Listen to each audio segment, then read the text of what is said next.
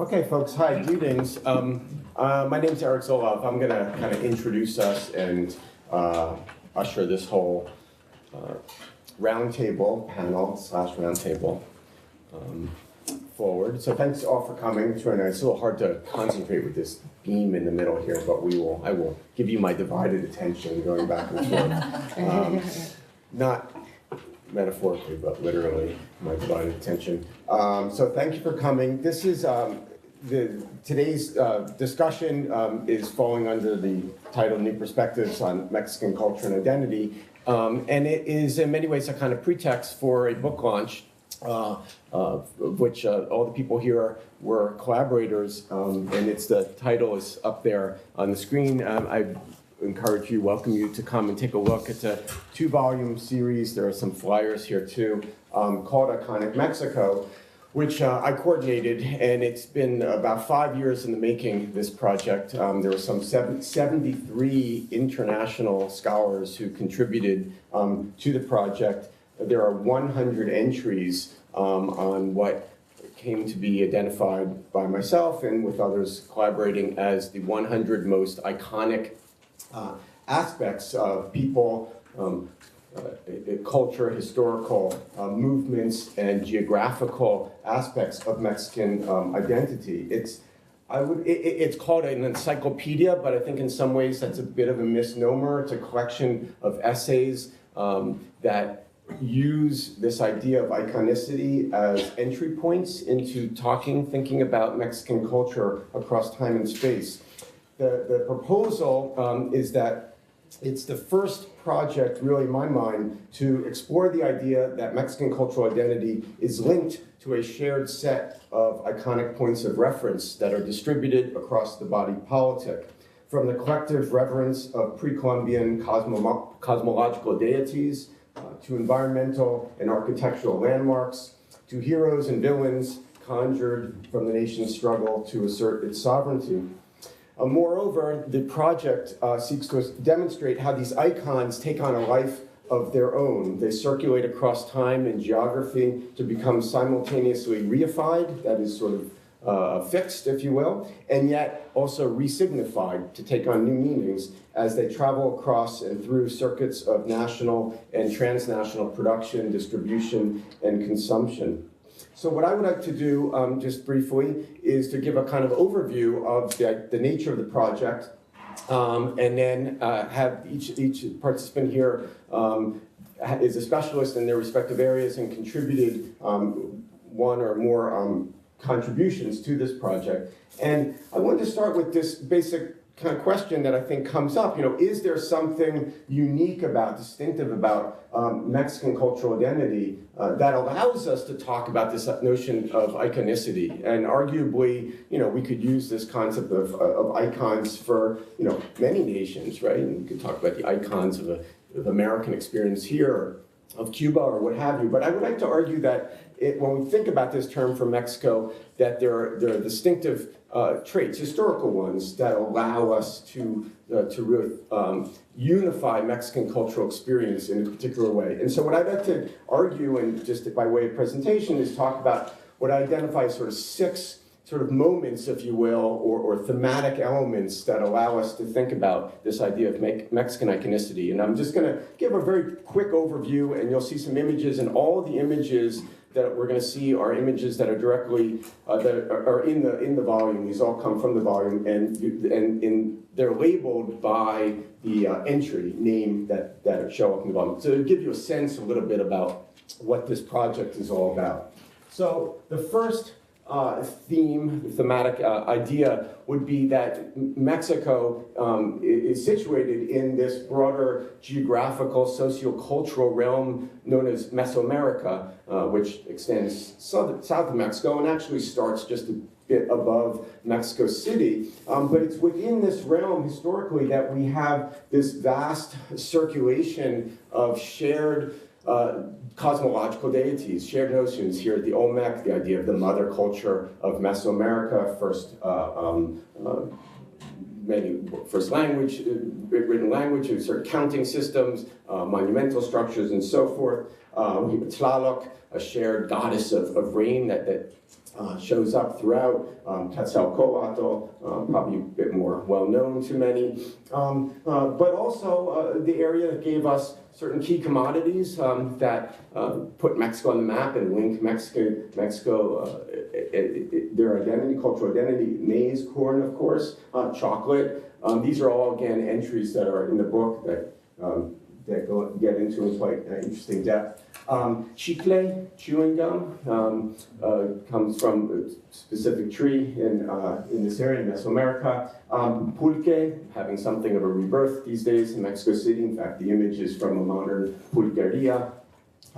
Also, the xochoscuincle, this is the only domesticated animal in Mexico. Mexico doesn't have the llama and so forth. They didn't have horses. There were no chickens, pre-Columbian, right? So the xochoscuincle, which is a very an animal of endearment to all Mexicans as well.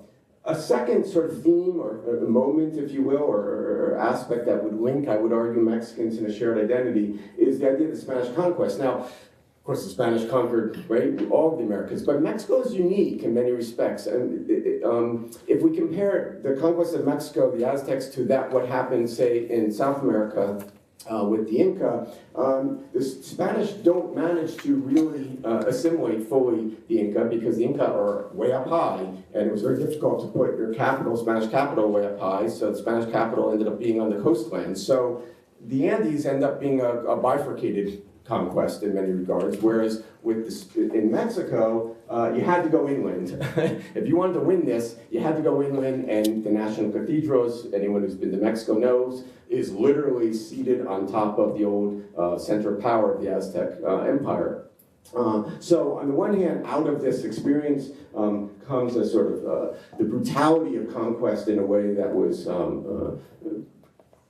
specific to Mexican experience, arguably, and produces a kind of repertoire of response. Bartolomé de las Casas becomes a kind of an icon, a hero of the defense of the Indians. He's in Mexico. We have the idea of the interlocutor, Malinche.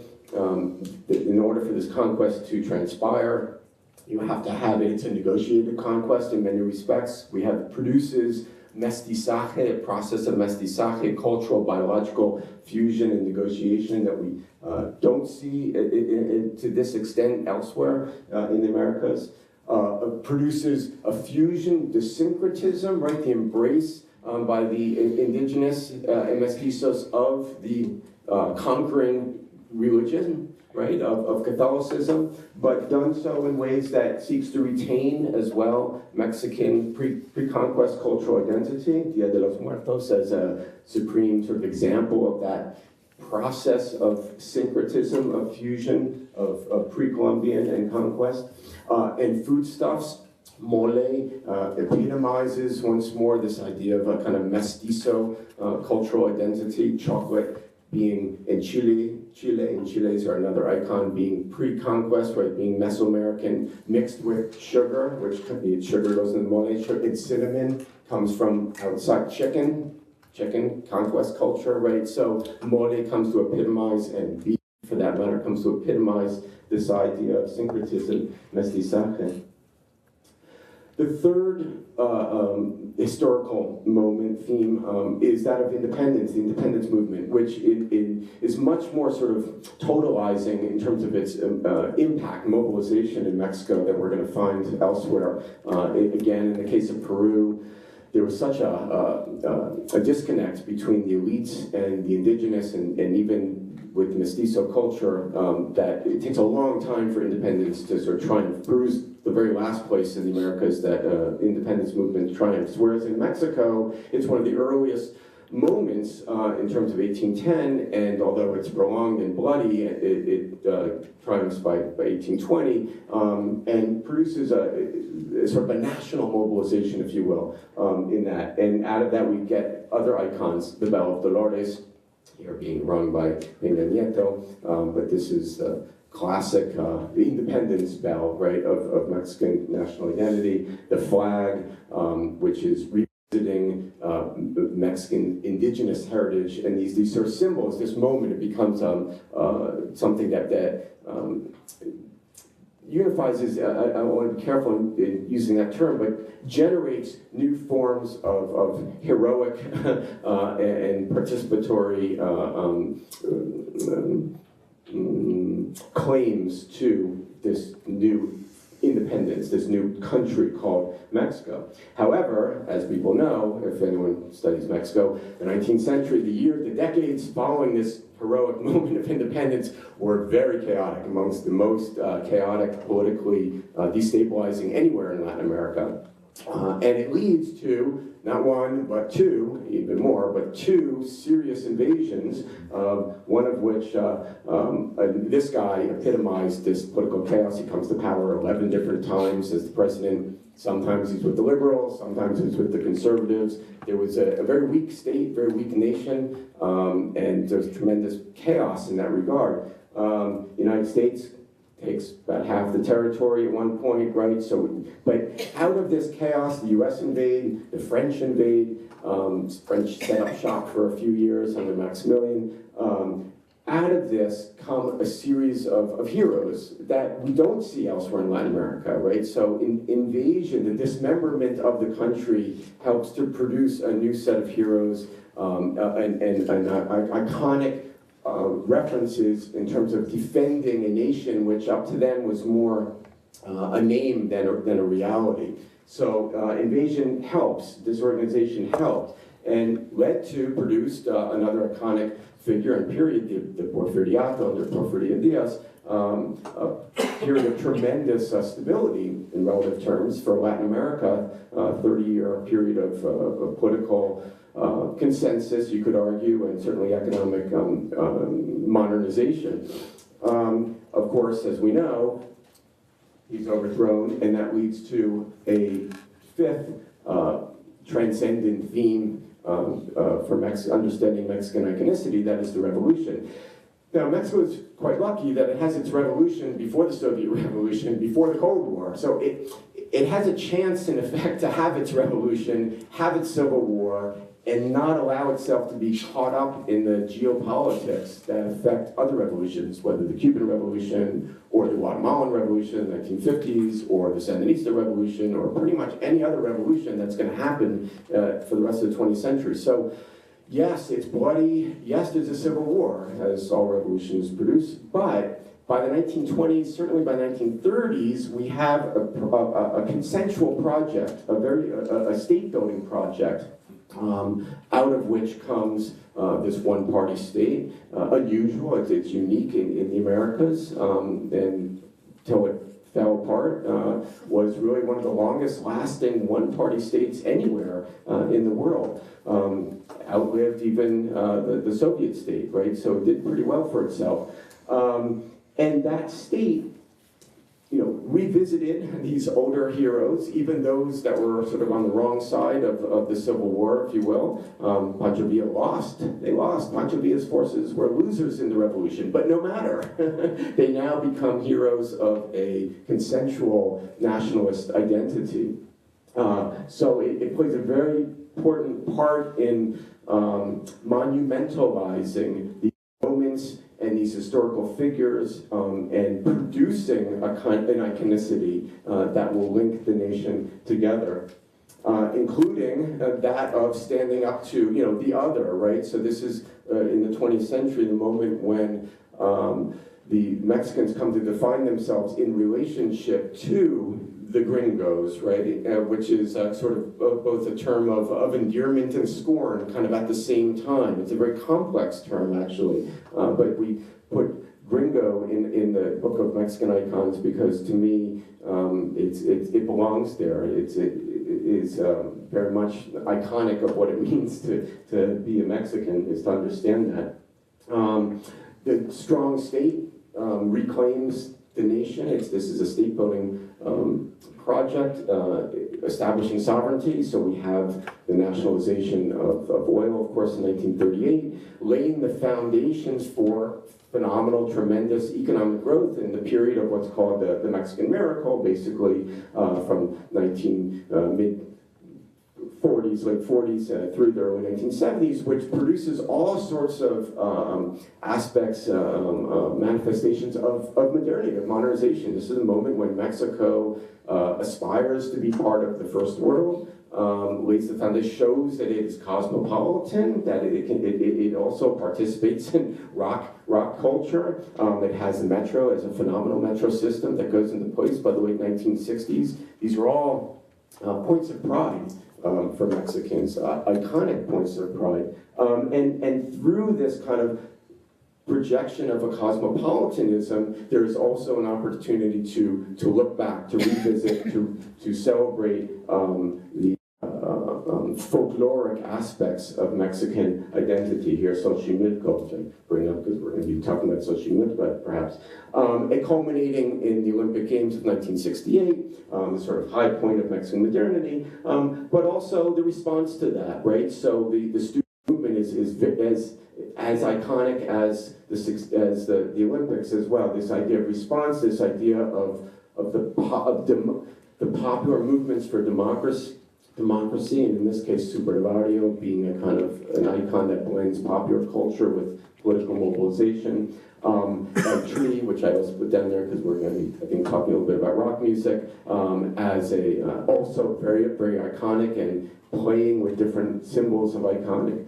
And then finally, just to wrap up, the kind of last theme I see as sustaining this idea and deepening this idea of iconicity is that Mexico is privileged or not to border the United States. So the diaspora into the United States doesn't disconnect Mexicans from the country, right? But sustains those values. So, you know, Brazilians come into this country and yeah, right, there's a certain effort to maintain their cultural identity, but it's not quite the same, right? It's harder to go back and forth. Mexicans are here and they have a long history of being here, Bracero being one of our iconic points of reference. And thus, there are new, in the case of La Frontera, but also older, more established ideas of cultural references, like especially through music, and finally through food, that are sustained and transformed and become part of a sort of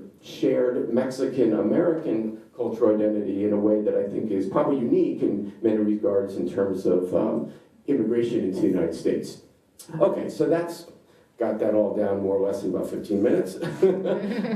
A very succinct, perhaps fast-paced overview of the idea of the project. And again, there are 100 entries in this project, and each one goes into, in a kind of essay way of thinking about this idea of iconicity, these aspects of material culture and biography, and how they are transformed through time, how they become commodities in some ways, and how they are picked up and circulated and sustained and reinvented as aspects of shared reference points for Mexican cultural identity and belonging.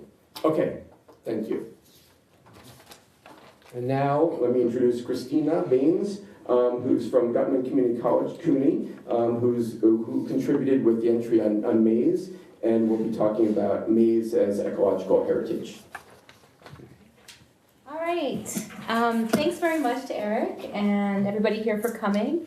I appreciate the opportunity to speak in kind of a different forum. I have to admit that I'm an anthropologist, so I approach maize, and this topic of iconicity was specifically interesting to me because I come from a socio-cultural perspective rather than simply a historical perspective. And I'm going to actually take this iconic status of maize and make the connections between that and health and wellness in communities. I'm an ecological and medical anthropologist, so I was interested what the connections are between having a cultural icon, such as maize, and health and wellness. So if you'll kind of follow my trajectory, and hopefully we'll get there eventually. So the title, I've said maize as ecological heritage, and if we hear the word heritage, oftentimes we think of things like tradition or history, but heritage is actually slightly different, and the way I use it and define it is slightly different. And I think of it as not static. So when you think of tradition or history, we think of something that we can kind of go and find out and sort of catalog and list. But heritage to me, and the way I look at it, actually jives really well with this project and some of the issues that Eric just brought up about how different sorts of traditions are remade through action in the present. So heritage is kind of like constantly going on, constantly being remade, and how people define their heritage has a lot to do with what they do in the present, not just what they learn about from their parents, although that's part of it, but actually like how they actually function and what they do and how they behave in the present. So kind of think about heritage in that way. And it's related to this idea of how we sort of adapt, right? So maize is something that has been around for a long time. Now, that said, I'm saying I'm not going to talk about history, but maize or corn, maíz, is something that's first domesticated in Mexico over conservatively 6,000 years ago. Maybe updates go up to 10,000 years ago. It's the first domesticate, the first place it was domesticated. So it does have, like, quite simply, a pretty long history, right, in Mexico as well. It actually, and it's still very relevant in the present, and it provides 60% of the daily calories for most Mexicans, which is huge, right? That's really quite a lot. And in rural communities, in my communities, typically tortillas can be made 3 times a day. So the corn is processed and made 3 times a day. So just those statistics, just right at the beginning of the talk, show you that it's very much a part of daily life, right? So I make an argument that it's embodied. Now, it's not embodied just because you eat corn and it becomes part of your body, and it's a very big part of what you're eating, but it's embodied because of what you do to sort of obtain and process and source the corn and consider the corn. And in rural communities, to grow the corn, it's an embodied process. It changes your body because it's part of your daily life and what you do. And so I'm about to argue that actually makes you well. So if you've been eating the same foods for thousands of years, it's very, very important to eat it, not just because it provides you calories, but because it's more than that. So talking about maize as an icon, you hear this phrase, or this phrase is a popular phrase when discussing maize, that maize is life, right? It's life. And you can see this image if you ever wanted to kind of question the iconic status. If you see the image, dating back to the Popol Vuh, which is the text the Maya text that describes the beginning of the world and the beginning of people. People were said to be made from corn or made from maize. So this might I guess seem enough, right? If you have images like this hanging, this was from the governor's palace in Merida. This might seem enough, right? We were made from maize. Maize is life. That's how we were created. Enough to achieve its iconic status. But there's a little more depth to it. There's a little bit more depth. Okay, so it's what people eat. It's what people were made from. But they talk about a cultural hunger. So if you don't have your tortillas, okay, so you're hungry. You're not eating food. Your belly is not full. But there's also a cultural hunger that comes from not having access to corn tortillas, right? So in my research, I would hear things like, corn is what Indian people eat. Like, it was part of the identity of the Maya communities that I worked in. Like, that is what we eat. That is our food. That food is part of who we are and our life. So it's historically important. It's sort of physically important, biologically important, if 60% of calories are coming from it and filling the bellies, but it's also very culturally important. Now, how does this sort of culturally iconic status and this importance kind of take it like a few steps further? I would listen to stories of people telling me about when they were young and how when they were young, they didn't have access to a lot of the commodified foods, right? They couldn't go to the store and buy different kinds of foods. But they were never sick and they were never hungry because they always had corn tortillas.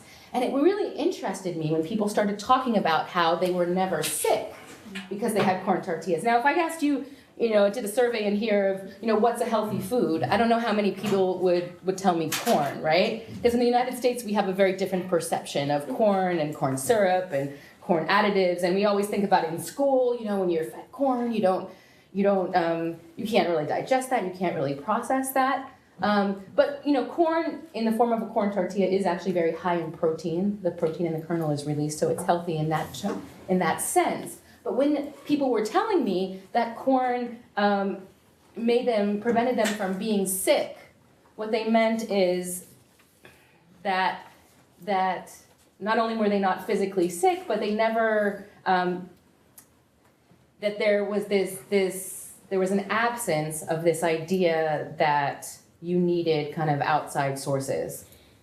And I'll clarify in just a moment with that. So this idea that they were feeding their social self with the corn, okay? So you're, in a sense, you're not just feeding your body, but you're feeding your community. You're thinking about what was important in the maintenance of your life, of your daily life in the community. So I heard this a lot, and this is very, very important in terms of how we define wellness. Now, the World Health Organization defines wellness to include not just our physical or biological health, but to include things like psychological health, to include things like, cohesion in your daily life and that sort of thing. And that's the way I define health and wellness too. So as an anthropologist, I reject this idea that there's a difference between physical health and psychological health. So when I talk about feeding the social self, that's not just sort of this abstraction, but actually, if you're actually taking part in activities that help you feel well and connected to each other, then your actual physical body shows improvement as well. So there's actually doctors, MDs that prescribe a walk in the park or visits with your family, right? So there's this sort of isolation and disconnection from each other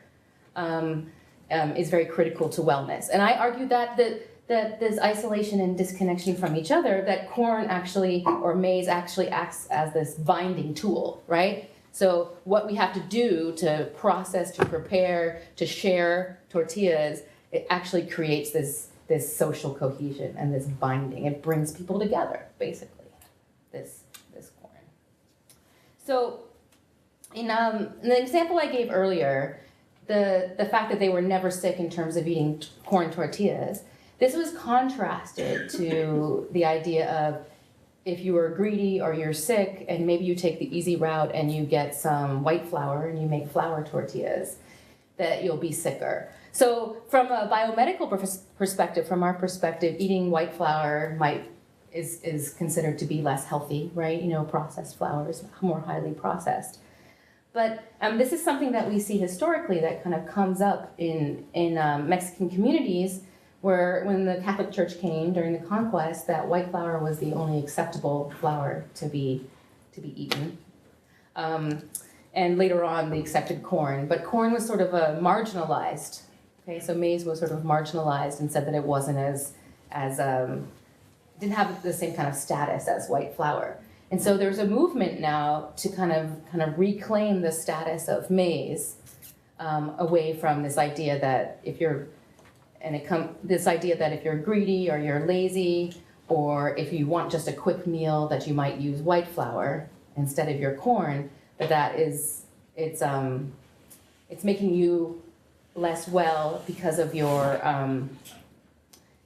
inability to connect with your social heritage and your social life, but also because of this disconnection with the corn. I'm sorry. Kind of playing on this idea of feeding your social self, the idea that corn provides social cohesion, and this photo here is a picture of a bag of corn seed with incense and a candle, and this is being blessed before the planting of a traditional corn planting in a Maya village. So this idea that there are certain rituals and certain aspects of seasonality that are like life is measured by when corn is planted and when corn is harvested, and who in your family you choose to come to help you plant the corn, and what you do the night before. You do a ritual game or a ritual before you're planting corn. So this idea that celebrations, festivals, feasts, the rhythms, the seasons are all predicated on this idea that of the corn seed So when you think about corn seed, it's more than just seeds. And it's worth noting here that 2/3 of maize production in Mexico is still in the hands of the campesinos, the traditional farmer, the rural farmer. And an important change that happened, and some of you may recognize this, in 1994, many of you might be familiar with the North American Free Trade Agreement, right, or NAFTA, as we like to call it, opened up the borders, and the campesinos found it difficult to compete with the US prices and the price speculation to do with the success or the failure of corn crops. All right, and so there was a national movement that came, and then realizing the importance of these small farmers, and not just the livelihoods of the small farmers, but this importance of corn that they represented, this importance of seasonality, of ritual that they represented. This national movement, sin maíz no hay país, without corn, there is no country. So to kind of bring a national attention to the importance of corn. And what this movement really highlighted is sort of what I'm trying to highlight in this talk, although I'm taking it a little bit further, is that the corn crisis that was brought about in this period, and then continues to a certain extent today, is as much a cultural crisis as it is a nutritional and economic crisis. Okay? So it's not just, people can't get fed. It's not just farmers are broke and they can't compete with these big U.S. corn production agencies, right? But it's that the way of life has been disturbed, right? The seasonality, this social life that's connected to the corn has been interrupted. Okay. So basically, I argue that this, in addition to being a cultural crisis, it's also a health crisis, right? So what you participate in, the social components of working and producing corn and thinking about corn in this way actually changed our bodies, and they change our bodies to make us more well. All of these components come together. So if we're talking about the introduction of genetically modified seeds in order to deal with a crisis of being able to feed a population of corn, we're not just talking about them being unhealthy on a biological level, which people make arguments for. We don't really have a lot of data on that. But people say no GMOs, they're unhealthy on a biological level. They're detrimental to farmers on an economic level, right? These small campesinos, these farmers that life revolves around the production of this corn. They have an effect on identity in terms of this cultural iconicity that we're talking about, right? The bringing corn seeds in means that you don't have your iconic corn. You don't have the seeds that your parents and grandparents and great-grandparents grew, right? This historical corn seed. They also interrupt on the social level, right? The rhythm and seasonality of social lives and social systems that are involved in the growing and processing of corn. And they affect what people do, and what you do affects your body. So when I say changing bodies, that's what I mean. They affect it on all these different levels. So maize as ecological heritage, I argue, is part of our bodies, and it carried in people's bodies, and it can't be separated. You can't say it's more than seeds. It's more than just what we grow. It's that it helps us rethink and to call into question this development model that we have, that if we just feed everybody in the cheapest and easiest way, and then we provide access to healthcare, that this is the road to health. And I argue that it's much more complex than that, and part of that is tied up in the complexities of maize. Great, thank you.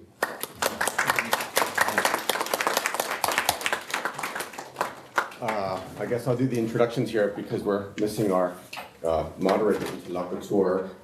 So Richard Conway, who also participated in the project with an entry on Xochimilco, and teaches at Montclair State University in history, I believe, correct? Yeah. Preservation and the politics of cultural heritage in Central Mexico. Hi everyone, thank you all for coming this afternoon. thank you to Eric and for organising the event, and to the Bilber Centre for hosting us. Thank you, Eric. You've even got me started. Kristina just mentioned heritage as being something that isn't static. Where I'd like to take this talk today, what I'd like to focus on is the history of cultural heritage, and to point out that ideas about cultural patrimony are something which themselves have a history. My wider points could be applied to many places in Mexico, but I'm going to specifically focus on Xochimilco, which, for those of you who may not know it, is a town located just to the south of Mexico City. It's a place that's famous today. It's an iconic place in the Mexican imagination. There's a vestige of the old aquatic world of the Aztecs. And this is a place today where you can see the green areas on this Google map of the metropolitan area of Mexico City. Down there in the south, there are the last areas of the old waterlands of central Mexico and what surrounded the Aztec capital of Tenochtitlan. Today, Xochimilco is famous for a kind of tourist destination, a place for day trippers to go down to escape from the congestion, the bustle of the city, and have a nice, quiet, rural escape, a bucolic day in the countryside, maybe riding about on these local equivalents to gondolas, the trajineras, the kind of little pleasure cruises around the lakes and canals.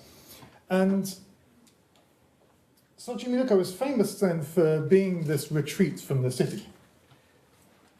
It's also famous because it is one of these last vestiges, one of the last signs of the old watery world of the Aztecs.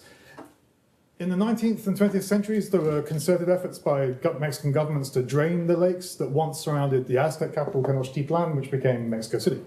And here from a map in 1550 or thereabouts, you can see some of the lakes that surrounded the area.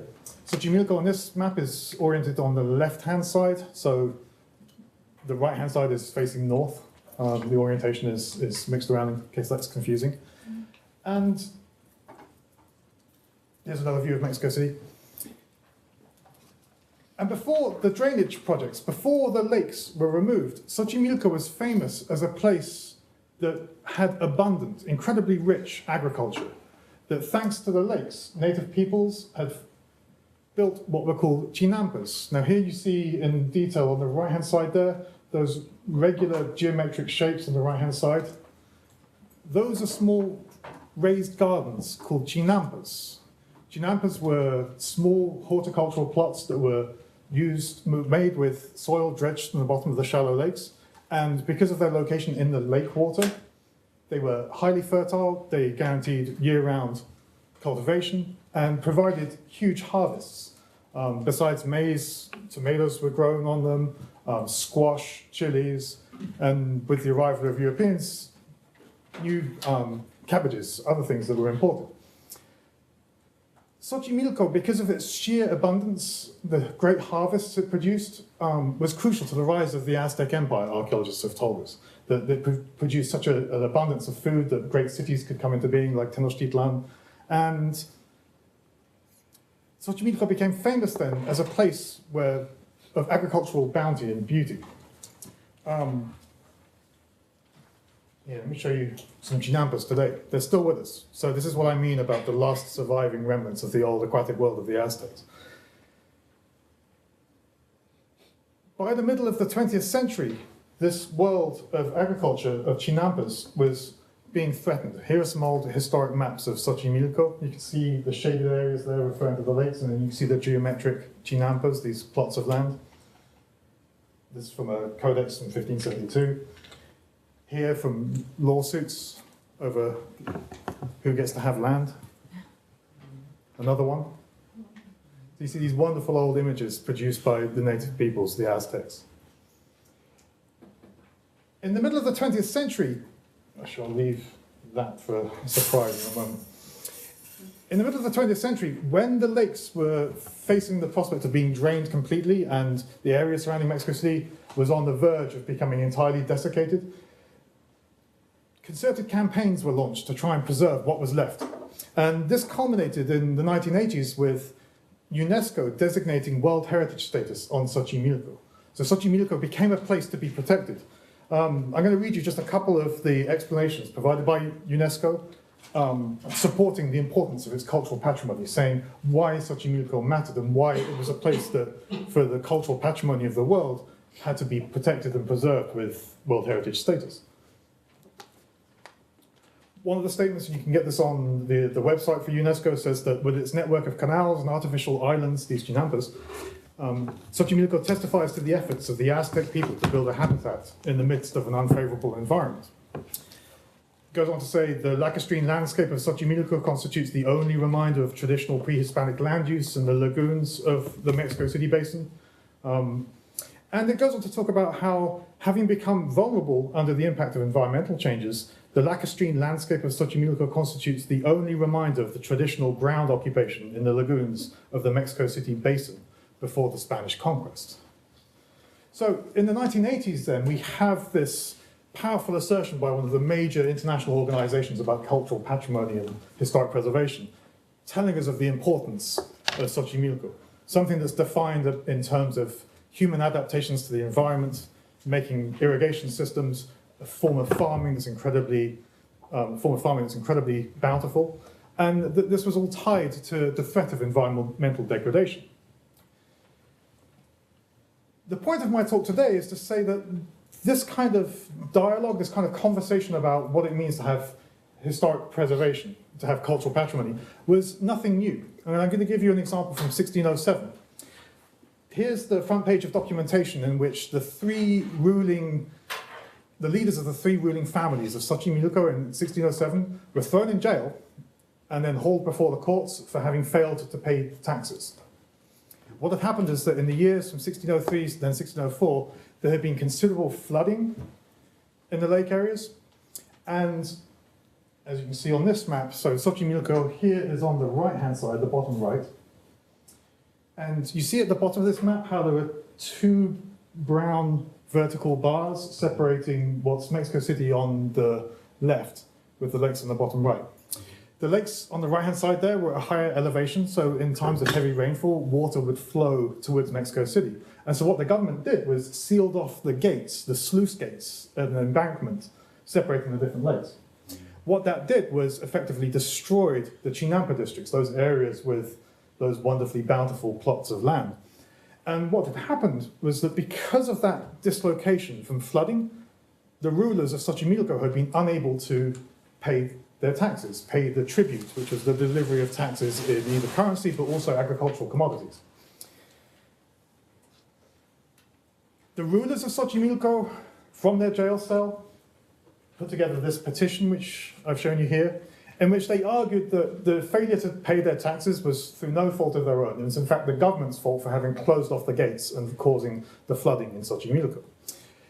But they went a step beyond just making a claim about their lack of culpability in failing to pay taxes. They went on to say that they ought to be given a reprieve from the taxes and they should be given the opportunity to rebuild and to remake Xochimilco, much of which had been destroyed.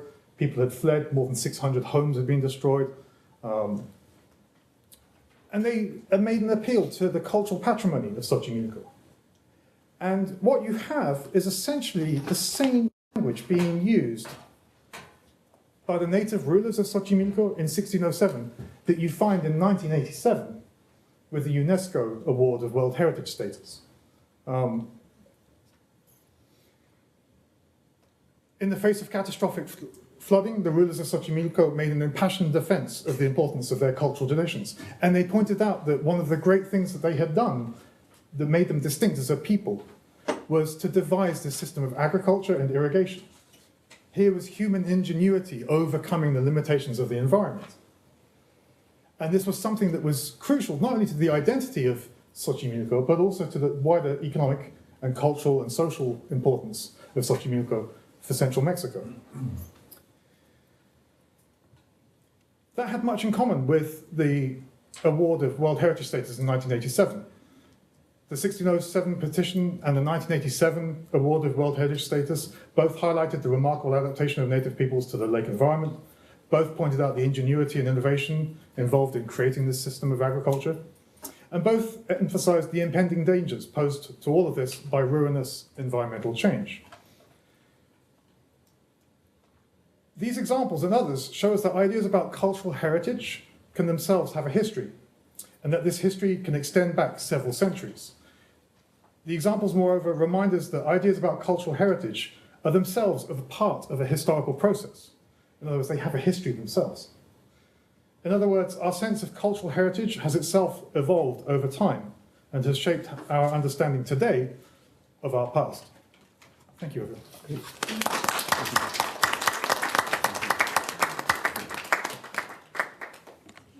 No, I'm good. Okay, and last we have Oscar Leon Bordanam, who is from your own CUNY grad center here in anthropology, ABD in anthropology, I think so, who's going to be talking about from Avandro to Ayotzi Napa politics and contemporary music on the national stage, and contributed with an iconic entry on El Tri. Thank you. Okay, so I want to thank Eric for inviting me to participate in the project Icons of Mexico, of course in this panel, and also because his work has been central to my own research, has been very important. My particular contribution to this work was on the Mexican band known as El Tri, which was founded in the late 1960s with the name Three Souls in My Mind, and is widely understood as being the most iconic rock band in Mexico. Eric suggested that I focus on the wider impact of rock music in Mexico and on the concept of an icon as it relates to Mexican identity.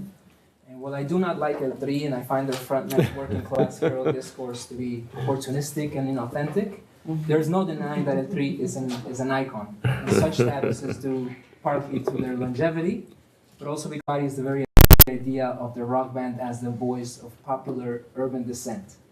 And this notion is of particular importance in Mexico because, unlike in the US, where I doubt anyone expects the latest rock band from Bushwick or Portland to express opinions on neoliberal restructuring or empire, in Mexico, rock musicians are expected to make their opinions heard. There are certain ideas of what the role of rock music and a rock musician should be in order to become Mexican.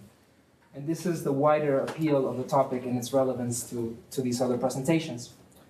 I'll provide a specific example that I believe illustrates what the persistent notion around rock music in Mexico are. During one of my recent stays in Mexico City while I was conducting field work, just 3 months prior to the 2012 presidential elections, in which the two candidates with the strongest possibilities for becoming president were Enrique Peña Nieto of the Institutional Revolutionary Party and Andrés Manuel López Obrador of the leftist coalition, the left-wing political weekly Proceso published an article addressing the topic of youth, music, and political participation. This article was entitled La Generación Zoe, or the Zoe Generation. Zoe is perhaps the most popular and commercially successful band at this time, which has made them very popular, but also an object of scrutiny and much criticism. The author of despite the fact that the members of Zoe are an average of 20 years older than the generation journalist Juan Pablo Proal, author of this article, refers to as Generación Zoe, the band has achieved this mainstream status and it's widely known. So the author argues that the corrupt political system and neoliberal economic policies favored by every administration since the 1980s have predestined Mexican youth to perpetual underemployment, violence, and limited to no social mobility.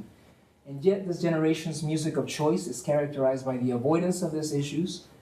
And Proud goes on to argue that unlike rock musicians of the past, who confronted authoritarianism, censorship, and repression, contemporary musicians are passive and uncritical in the face of injustice. The nation is falling apart, but its youth avoid reality and compose verses to the Milky Way. The title of the article and the reference to the Milky Way allude to a hit single, Via Láctea, from 2006 by the band Zoe. And the song is a typical Zoe track. It features electronic elements and love-themed lyrics, played with abstract references, introspection, and a sound that's closer to Britpop than to American blues, alternative rock, or the mestizo Latin American folk that characterized Mexican rock during the 1990s. Ironically, a mere 3 days after the article was published, Leon Larregui, frontman of the band, publicly met with López Obrador, the leftist candidate, and actively promoted his candidacy. Larregui and members of other bands then became active around the hashtag Yo Soy 132 student movement, which emerged prior to the presidential elections in order to oppose the return of the PRI and demand neutrality from Televisa, the nation's largest media conglomerate, and historically a close ally of the PRI. Despite the fact that there was much opposition to the PRI did win the elections, and despite this 12-year interruption, the party has now ruled the country for around 75 years. While the article by Proal only mentions Soe on the title and alludes to the song, while the article alludes to the song, Via Lactea, he does argue that the music scene, which Soe represents, is made up of apathetic musicians, frivolous lyrics, and favored by a generation of Mexicans that avoid national realities, in contrast to the past where musical acts such as Alex Lora's El Tri and others have openly used politically charged lyrics in their songs.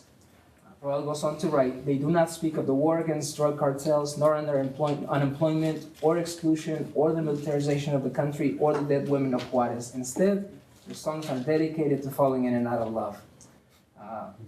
Now my point here is neither to highlight Soe's social and political commitments, nor defend Mexican youth from what does appear to be an argument based on personal taste, generational disconnect, and romanticism about rock from bygone eras.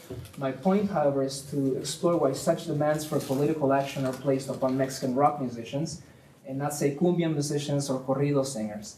After all, corridos documented the revolution and the life of many historical icons. But also, rock fans are expected to become politicized through rock music.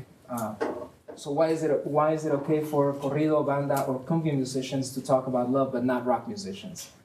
Well, this is the idea of rock music, that rock music must take a political stance is not only rooted in anachronistic or romantic visions of the past, it's rather related to the actual history of the genre and its relationship to state and mass media, and to the state institutions and mass media in the country. It's important to remember that despite the fact that rock music arrived in Mexico in the late 1950s, rock was banned from the Mexican airwaves and from adequate performance spaces for much of the 1980s, 70s, and 80s. Now, why did this happen? The Mexican counterculture of the 70s provided a real and imaginary alternative to the official narrative of revolutionary nationalism. The ideological foundations of this narrative were rooted in the cultural revolution that began to take place in the 1920s as the armed stages of the revolution came to a close. I personally find the period of the 20s and 30s to be the most vital and exciting in Mexican modernity. This is a cultural project that gave us muralism and great works of literature, and movements like estudiantismo and incomparable icons like José Fermín and Silvestre Revueltas, Javier Villarrutia, and Nahui Olin.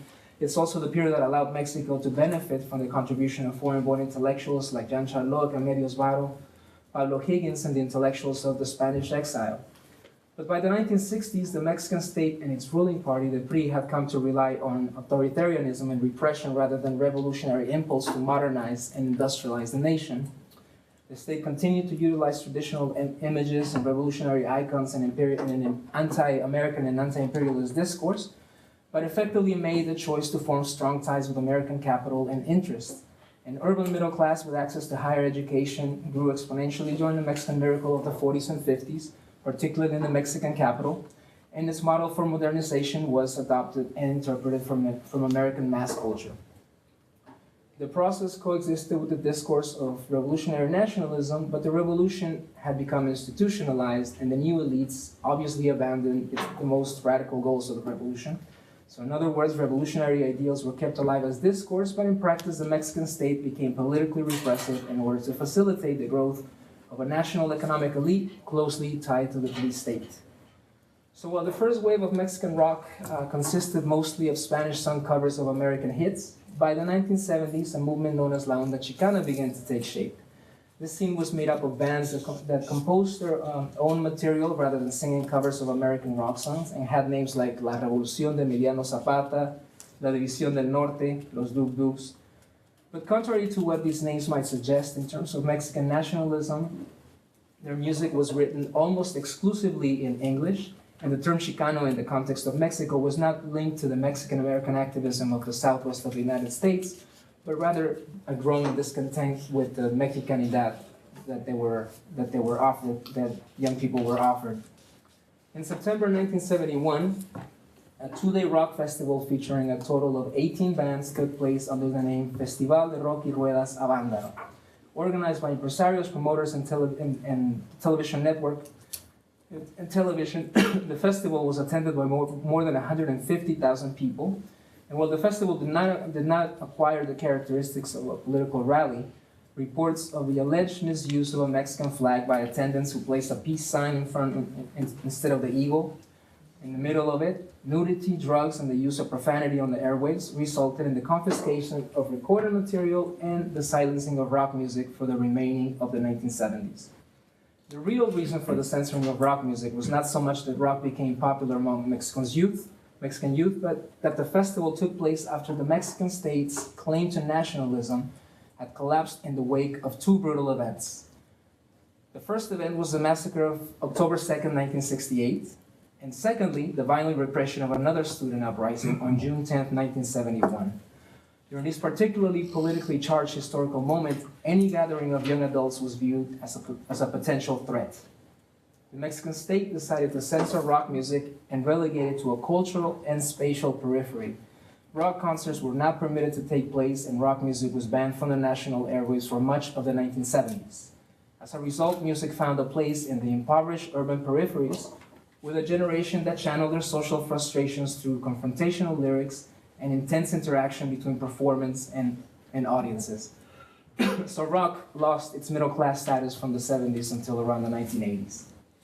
If we fast forward to the 1980s, as neoliberalism replaced revolutionary nationalism as the dominant ideology of the ruling party, the Mexican state was unable and uninterested in isolating its population from global cultural trends.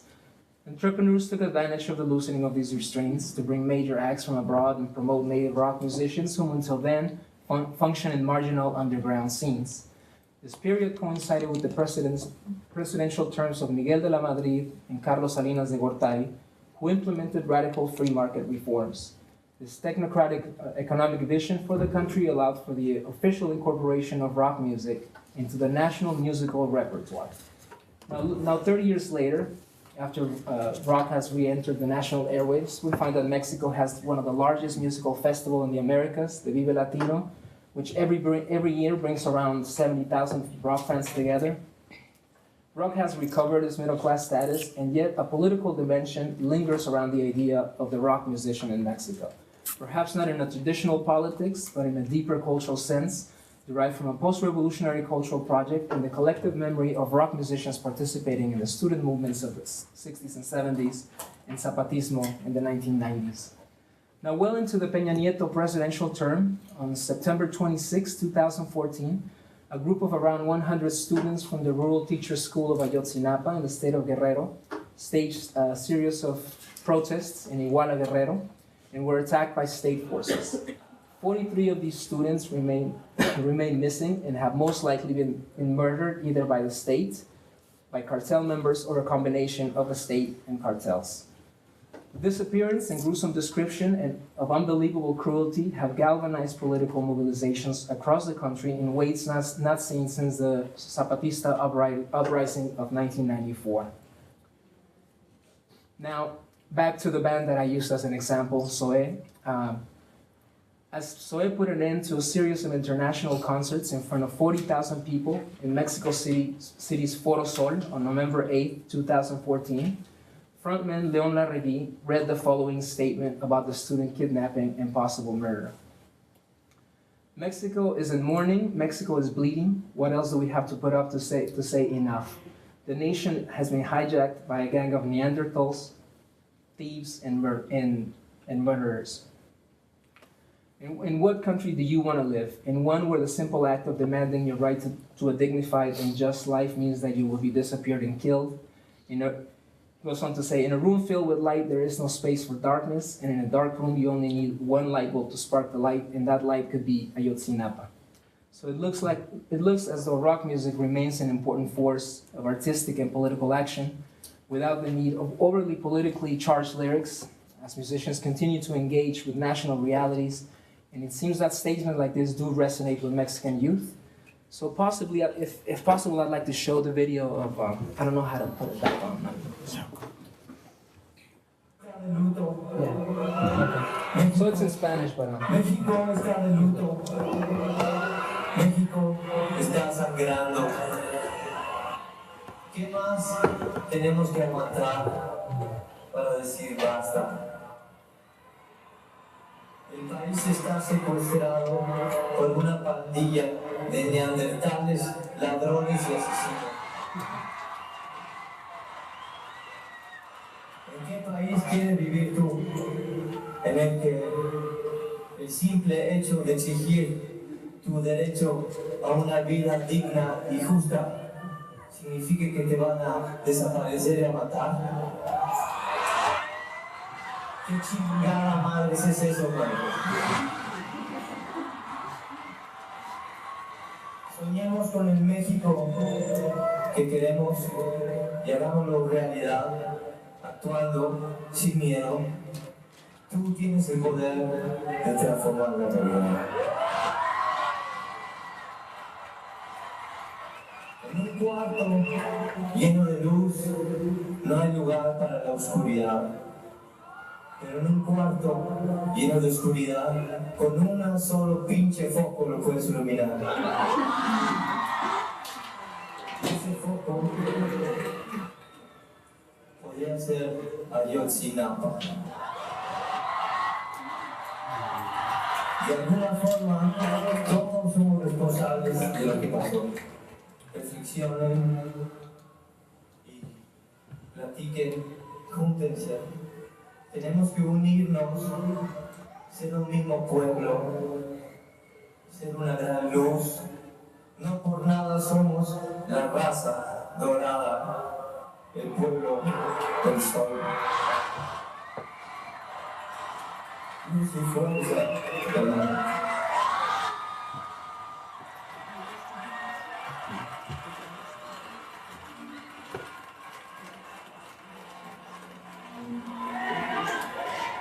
maybe we could just listen maybe to a little bit of the song. And